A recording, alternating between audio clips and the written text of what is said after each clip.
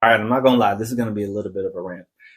In particular, I've been coming into contact, or whatever you want to call it, with a lot of people who don't really believe in therapy, but they really believe that they can just pray all their problems away, or they can just lean to God for like everything. Now, don't get me wrong. As a believer, as a Christian, yes, the power of prayer is very powerful.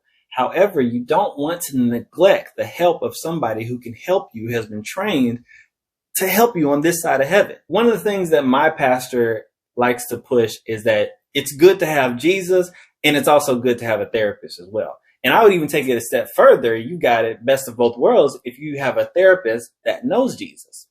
So, for example, I had a client the other day who, it's the beginning of the year. So that means it's fasting season, prepare for goals, all of those things, right?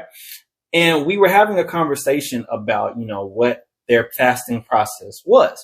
And in that conversation, we kind of talked about how, their normal routine when they pray, is that they find the space, they talk, and it's kind of quick. And then I asked them, well, do you create space for God to talk back to you?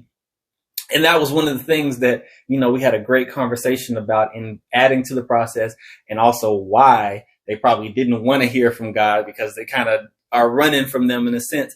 And those are great things that made it a great therapy session. And the fact that I was a Christian therapist at that time just made all the difference. And so I don't want you to run from therapy just because you think that, well, there was no therapist in Bible times, or I can just, go to my community, or I can just, go to my word. I can just go in my closet.